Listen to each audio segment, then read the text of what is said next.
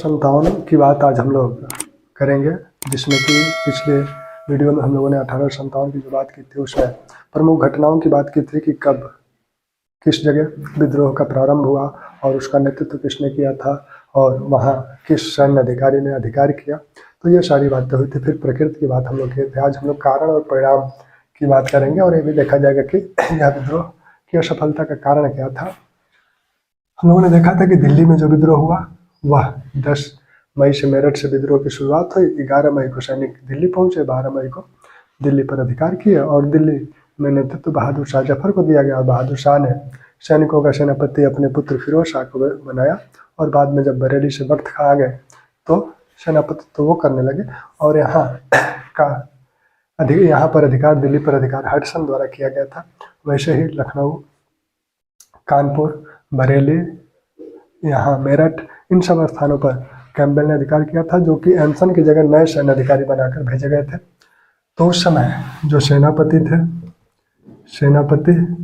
वो पहले सेनापति 1857 विद्रोह की जब शुरुआत हुई थी तब सेनापति एंसन थे और एंसन की जगह भेजा गया था कैंपबेल को।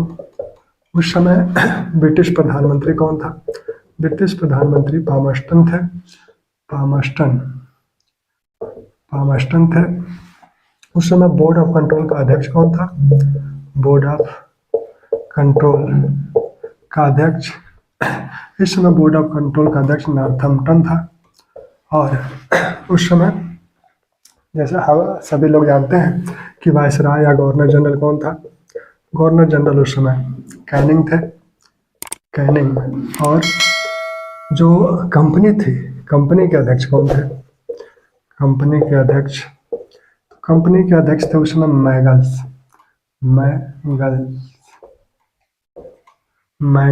उस समय कंपनी के अध्यक्ष थे। मैगल्स कंपनी के अध्यक्ष थे। अब 1857 विद्रोह का कारण क्या था? तत्कालिक कारण तो चर्बी वाले कारतूस थे, लेकिन जैसा कि डिजरेली ने कहा कि चर्बी वाले कारतूस से साम्राज्य बने बिगड़े नहीं करते, यानी साम्राज्य का उत्थान और पतन चर्बी वाले कारतूसों से नहीं होता है। यानी निश्चित रूप से इसके पीछे पहले से ही संचित सामाजिक, राजनीतिक, आर्थिक और सांस्कृतिक धार्मिक कारण रहे होंगे। तो जो पहले 1757 से लेकर 1857 100 वर्ष हो गए थे। 1757 में कंपनी ने पलासी का युद्ध किया था और ये 1857 था। पलासी के युद्ध से उसने बंगाल पर एक तरह से अपना नियंत्रण स्थापित करना शुरू किया और ये 100 वर्ष पूरे हो गए। इस 100 वर्ष के काल में कंपनी द्वारा किए गए कृत्यों का भारतीय जनता पर क्या प्रभाव पड़ा और भारतीय जनता उसको किस रूप में ली, वो सभी संचित कारण इस 1857 विद्रोह का कारण बने। ये सभी संचित कारण पहले से ही संचित थे और सिपाहियों ने जो चर्बी वाले कारतूस थे, वो चर्बी वाले कारतूस एक तरह से इस जो कारणों का ढेर था उसमें एक चिंगारी का काम किया, जिससे कि एक भयानक विस्फोट हुआ और 1857 की क्रांति हुई। तो राजनीतिक और प्रशासनिक कारण, तो राजनीतिक और प्रशासनिक कारण में हम लोग देख चुके हैं कि वेल्जली ने सहायक संधियां शुरू की थी। सहायक संधि, इस संधि के माध्यम से राजाओं पर नियंत्रण स्थापित करने का प्रयास किया गया और डलहौजी ने व्यपगत का सिद्धांत के तहत बड़ी बड़ी रियासतों का विलय कर लिया, जैसे कि सतारा, जैतपुर, संभलपुर,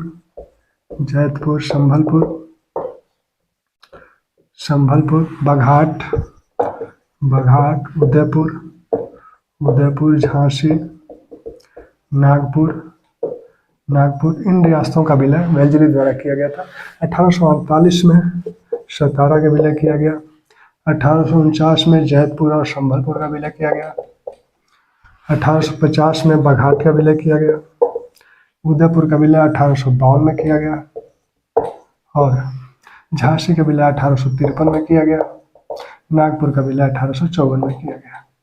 ठीक, तो इन विलयों से इन राजाओं के राज्य को कंपनी ने अपने साम्राज्य में मिला लिया और इन राजाओं को हटा दिया, यानी यहाँ के जो उत्तराधिकारी थे उनको मान्यता नहीं थी, क्योंकि यहाँ उत्तराधिकार की समस्या थी, राजाओं के अपने पुत्र नहीं थे, ये लोग गोद लिए थे, उसको कंपनी ने मान्यता नहीं दी, यानी इनका राज्य समाप्त हो गया। जब इनका राज्य समाप्त हो गया तब ये राजा कंपनी से नाराज हुए और साथ में इस राज्य में इस राजा के अधीन कार्य करने वाले सैकड़ों कर्मचारी थे, हजारों सैनिक थे, वो सब पदच्युत हो गए, उन सब का रोजगार छिन गया, तो वो सब भी कंपनी के खिलाफ हो गए।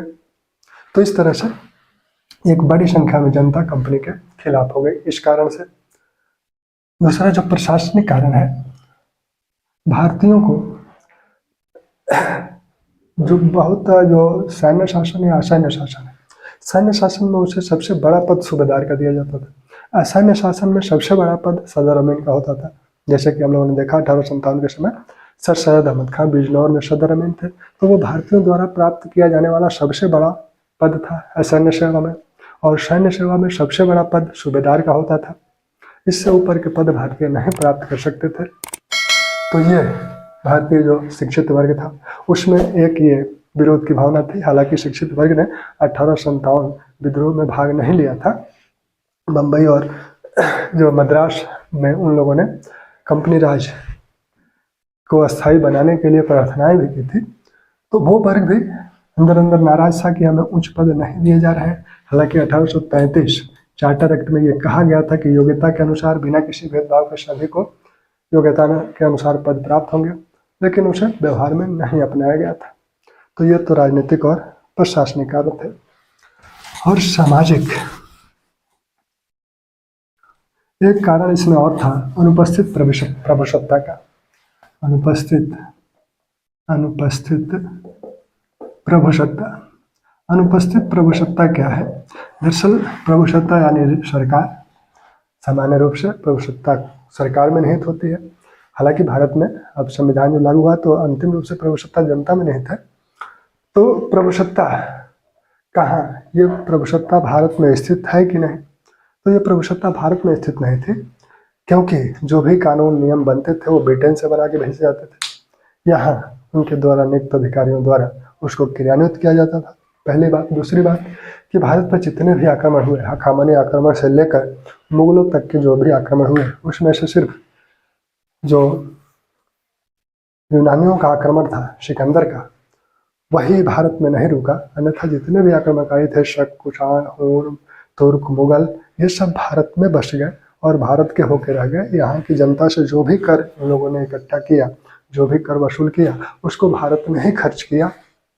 और ये अंग्रेज क्या कर रहे हैं? अंग्रेज यहाँ से कर इकट्ठा करते हैं और उसको ब्रिटेन भेज देते हैं। ये भारत के होके नहीं रहे, तो ये एक समस्या थी लोगों ने। इसी से आर्थिक कारण भी जुड़ा हुआ है। धन निकासी की जो समस्या थी, धन निकासी की, हालांकि धन निकासी का सिद्धांत अभी नहीं आया है, लेकिन लोग तो ये समझ ही रहे थे। कर प्रणाली जो हम लोगों ने देखी थी, भू कर प्रणाली को, भू कर प्रणाली, जमींदारी प्रथा, महालवाड़ी और रैयतवाड़ी,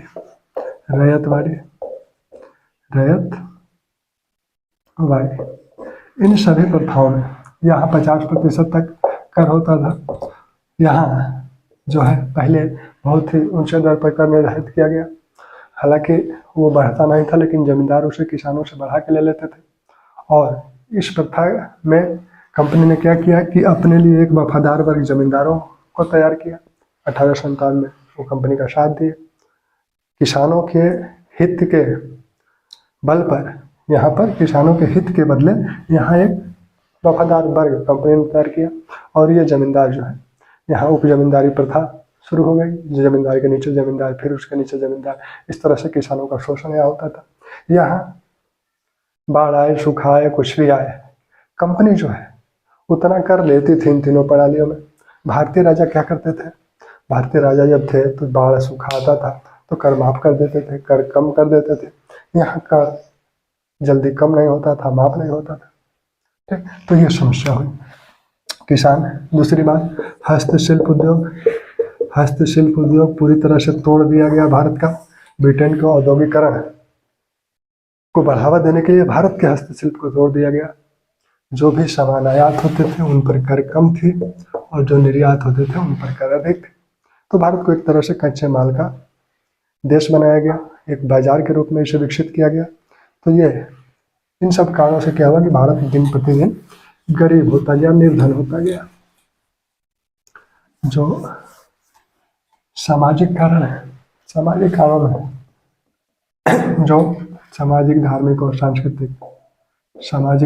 और सांस्कृतिक जो कारण है, इसमें जो अंग्रेज थे वो भारतीयों को बहुत ही हे दृष्टि से देखते थे, बहुत ही अपमानजनक व्यवहार उनसे किया जाता था, उन्हें काले और शुअर की संज्ञा दी जाती थी। ठीक, तो ये अपमान उन्हें दिन प्रतिदिन भुगतना पड़ता था। जब वो शिकार पर जाते थे तो भारतीयों के साथ बलात्कार करते थे। तो इस प्रकार की समस्याओं का सामना भारतीयों को करना पड़ता था। सांस्कृतिक समस्याएं ये थी कि भारत के जो राजा थे उनके दरबार में विभिन्न प्रकार के कलाकारों को संरक्षण प्राप्त हुआ था, विभिन्न प्रकार के कलाकारों को संरक्षण प्राप्त हुआ था। वो उन्हें उपहार आदि देते थे, उन्हें कर मुक्त भूमि आदि देते थे। तो ये अब सब समाप्त हो गया, राजा समाप्त हो गया, तो ये सारी चीज़ें समाप्त हो गई। तो उन कलाकारों को प्रोत्साहन मिलना बंद हो गया। एक कारण और देखिएगा, आर्थिक कारण में, राजनीतिक में भी देख सकते हैं उसको, आर्थिक में भी। जो तालुकेदार थे, जमींदार थे, बंगाल को छोड़कर जैक्सन ने क्या किया कि उत्तर भारत में, विशेषकर उत्तर पश्चिमी उत्तर प्रदेश में जमींदारी और तालुकेदार जो थे, जिनको कर मुक्त भूमियाँ मिली हुई थी, उनकी जांच करानी शुरू की कि ऐसा है कि किस दस्तावेज के तहत आपको ये मिला हुआ है, वो दस्तावेज हमें दिखाइए। वो दस्तावेज दिखाना अब संभव नहीं था। तो इस तरह से उनके भूमियों को जब्त किया गया। इधर जो है इनाम कमीशन बम्बई में डलहौजी ने इसे बैठा कर वहाँ की भूमियों की जांच कराई। लगभग 20,000 जागीरें जब्त की गई, 20,000 जागीरें जब्त की गई। यहाँ तक कि झांसी में दुर्गा मंदिर को जो कर मुक्त भूमि मिली थी उसे भी जब्त कर लिया गया। तो ये सारी समस्याएं थी जिससे कि लोग नाराज थे। धार्मिक कारण में कंपनी के जो अध्यक्ष हैं मैगल्स, उन्होंने कहा था कि दैव संयोग से भारत पर हमारा अधिकार हुआ है, और यह अधिकार किस लिए हुआ है कि हम भारत के एक छोर से दूसरे छोर तक ईसाई पताका फहरा सकें, ईसाई धर्म की पताका भारत के एक छोर से दूसरे छोर तक फहरा सकें। यह कथन मैगल्स का था। इसी प्रकार से सेठ शबरी ने कहा था कि ये जो भी समस्या है, इस समस्या की जड़ ये है कि हम भारत को ईसाई नहीं बना पाए। वो इस नज़र से देख रहे थे। जो चार्ल्स नेपियर है, चार्ल्स नेपियर ने एक बात कही थी। चार्ल्स नेपियर ये सिंध प्रांत के पर अधिकार करने में इनकी प्रमुख भूमिका थी। इन्होंने कहा था कि यदि मुझे 12 वर्ष तक भारत का राजा बना दिया जाए तो ये जितने भी रियासतें हैं, जितने भी राजा हैं, इनका अस्तित्व समाप्त हो जाएगा। तो मालेसन ने कहा कि गवर्नर जनरल के यानी डलहौजी के जो कार्य हैं, उन कार्यों और कंपनी के विभिन्न अधिकारियों द्वारा जो लेख लिखे गए, जो वक्तव्य दिए गए, उससे क्या हुआ कि भारतीय जनता में एक असंतोष व्याप्त हो गया, कंपनी के प्रति अविश्वास व्याप्त हो गया। ठीक, धार्मिक कारण में और चीज़ें हैं, जैसे कि 1813 चार्टर एक्ट के तहत मिशनरियों को भारत आने की अनुमति दे दी गई। मिशनरियाँ क्या करते थे कि यहाँ भारत धर्मांतरण पर उनका जोर था, वो धर्मांतरण कराने के लिए विभिन्न प्रकार के तरीकों का लालच देते थे, लोभ देते थे, दबाव का भी कहीं कहीं प्रयोग करते थे। और प्राथमिक पाठशालाओं में भी ईसाई धर्म के विषय में बताया जाने लगा। फिर जो विभिन्न प्रकार के अधिनियम बने थे, जैसे 1850 में लक्ष्य अधिनियम बना, जिसे धार्मिक योग्यता अधिनियम, डलहौजी ने इस अधिनियम के तहत यह कहा कि यदि कोई अपना धर्म परिवर्तित करता है तो उसको अपने पैतृक जो संपत्ति है उसमें से उसको हिस्सा मिलेगा। हिंदू कानून में क्या था कि कोई अगर अपना धर्म परिवर्तित करता है तो उससे पैतृक संपत्ति से हिस्सा नहीं मिलता था, इसमें कहा गया कि धर्म परिवर्तित करने के बाद भी उसे पैतृक संपत्ति से हिस्सा मिलेगा। इस कानून को लोगों ने इस तरह से लिया कि यह कानून इसलिए लाया गया है कि भारतीयों को ईसाई बनाया जा सके। ठीक। 1856 में डलहौजी ने विधवा पुनर्विवाह अधिनियम लाया। इससे भी भारत का एक वर्ग खफा था कि हमारे सामाजिक और धार्मिक मामलों में कंपनी द्वारा हस्तक्षेप किया जा रहा है, हमारे समाज और धर्म को मिटाने का प्रयास किया जा रहा है। सैन्य कारण में सबसे पहला जो विद्रोह हुआ था वो बक्सर युद्ध में हुआ था। बक्सर युद्ध में ब्रिटिश सेना में जो भारतीय सैनिक थे उसमें से कुछ सैनिक इधर की तरफ आ गए थे, तो बक्सर युद्ध से विद्रोह की शुरुआत हुई। 1806 बेलोर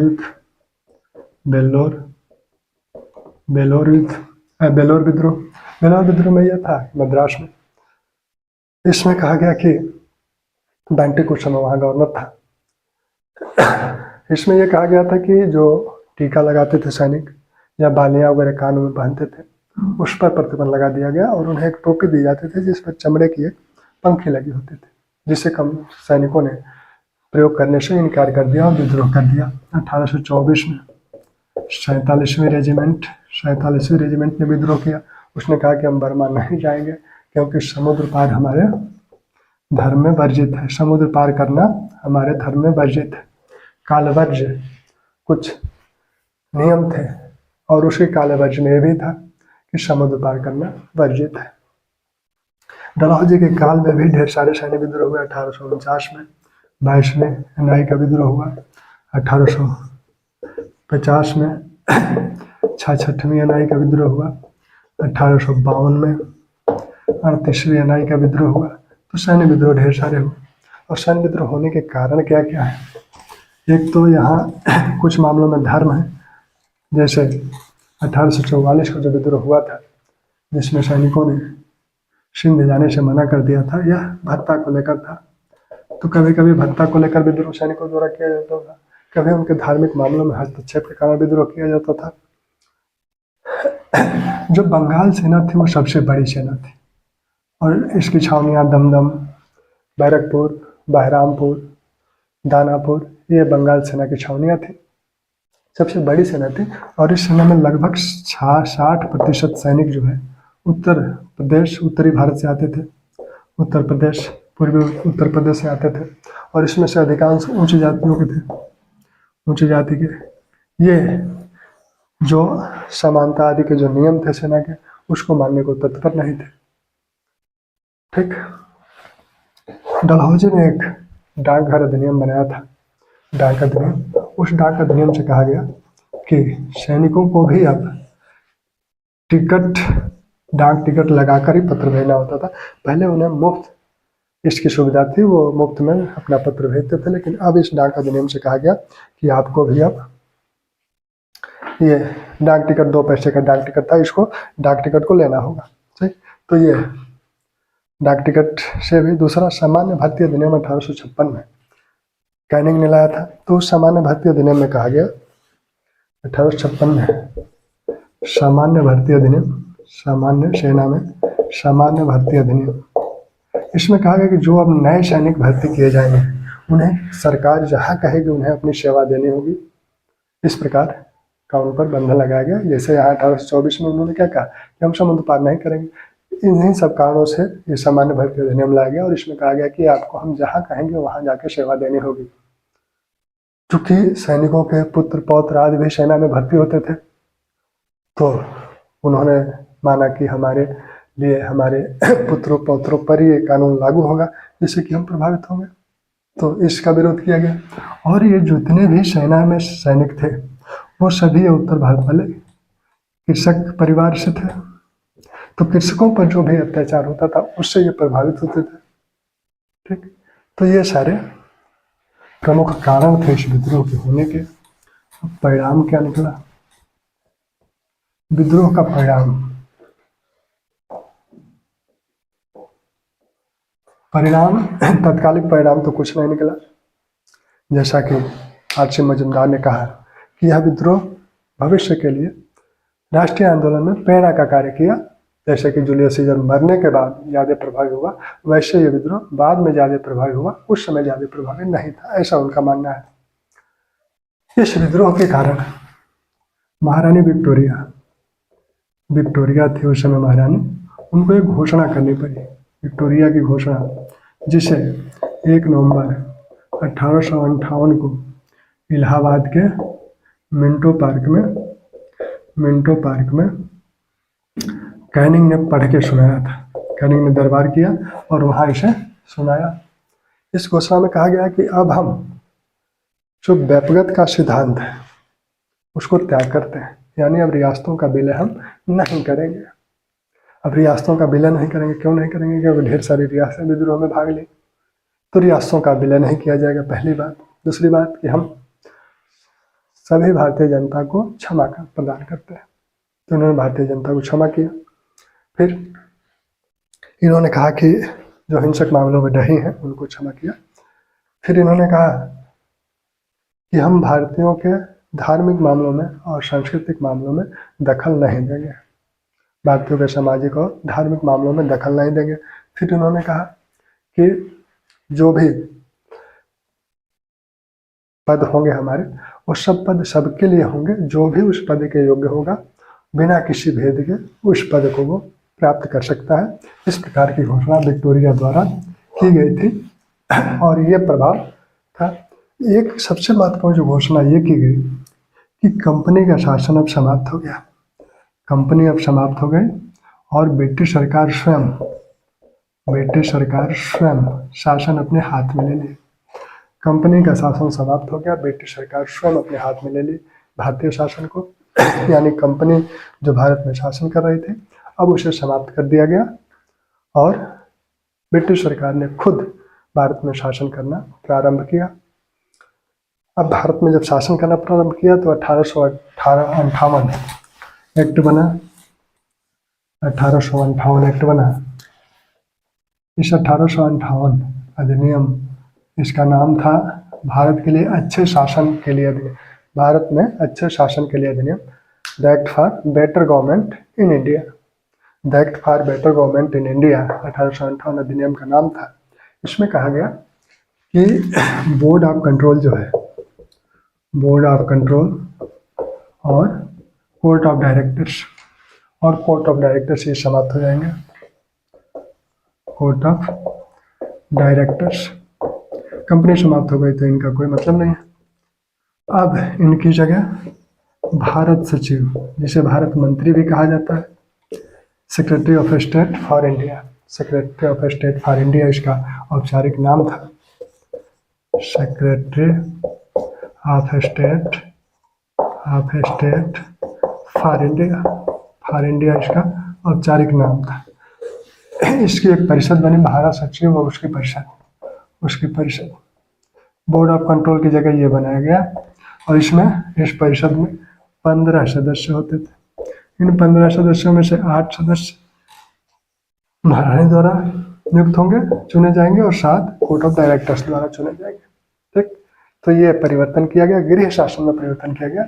उस समय इस एक्ट के तहत भारतीय शासन संरचना में कोई परिवर्तन नहीं किया गया, वो पहले जैसा ही चलता रहा। सिर्फ नाम का परिवर्तन हो गया कि अब ब्रिटिश सरकार खुद शासन कर रही है, कंपनी नहीं शासन कर रही है। ठीक, दूसरा काम किया गया कि सेना में प्रतितोलन, प्रांतों के आधार पर, जातियों के आधार पर सेना का प्रतितोलन किया गया। रॉयल कमीशन बनाया गया था, जिसमें पहले जो 1857 विद्रोह के पहले 2,38,000 जो भारतीय सैनिक थे, इनकी संख्या घटाकर 1,40,000 कर दी गई और 45,000 जो यूरोपियन सैनिक थे, इनकी संख्या बढ़ाकर 65,000 कर दी गई। सामान्य अनुपात यह था कि बंगाल सेना में ये भारतीय सैनिक 2 होंगे और ब्रिटिश सैनिक 1 होंगे। मद्रास और बम्बई में ये अनुपात 3:1 का रहा। ठीक, ये अनुपात 3:1 का रहा और बंगाल सेना में 2:1 का रहा। ठीक, तो ये एक परिवर्तन उस समय किया गया।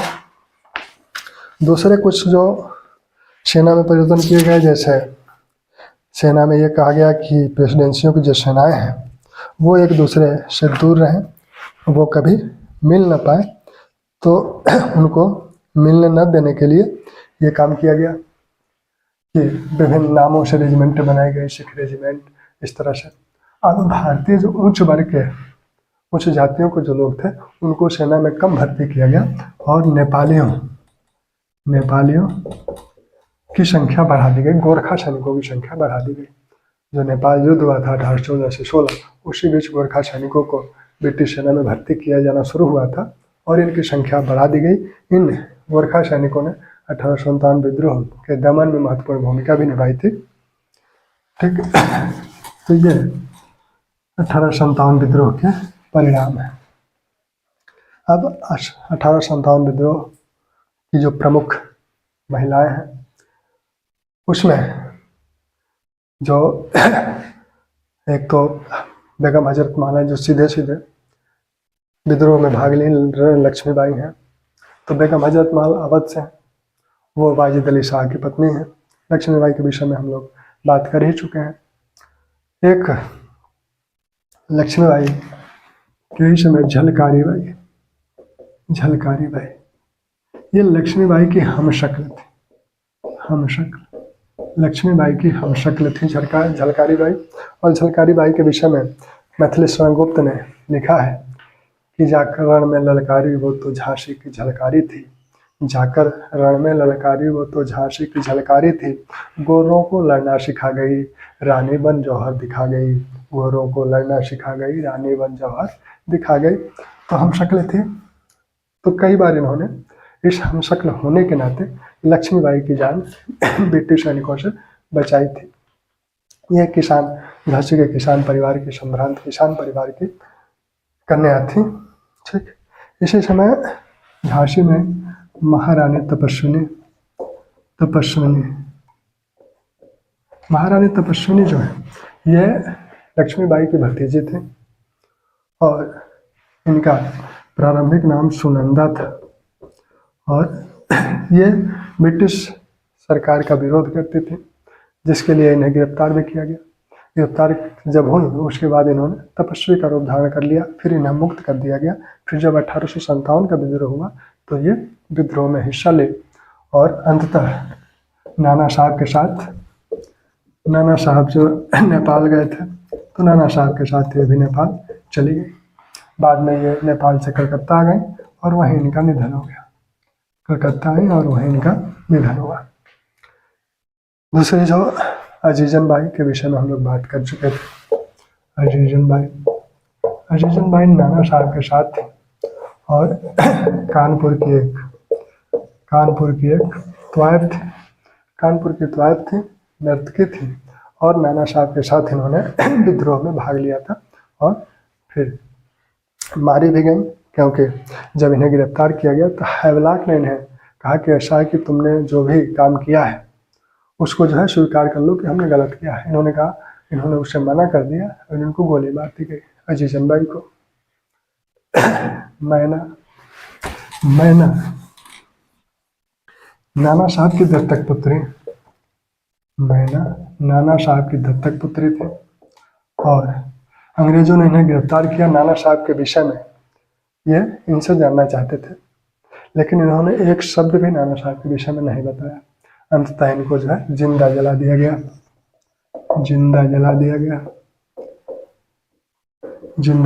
गया।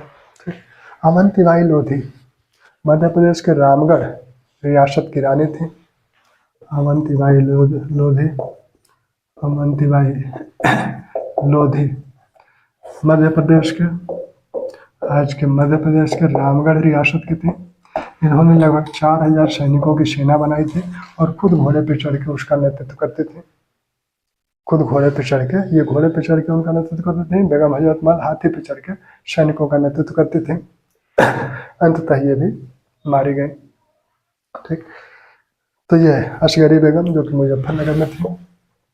असगरी बेगम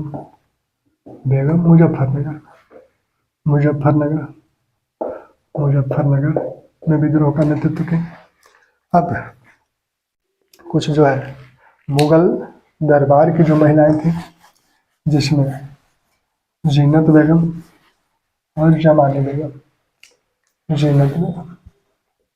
जीनत बेगम जो कि बहादुर शाह की पत्नी थी, और जमानी बेगम जो कि फिरोज शाह की पत्नी थी। उनके पुत्र फिरोज शाह की पत्नी थी, ये बहादुर शाह की पत्नी थी, और ये जो है फिरोज शाह की पत्नी थी।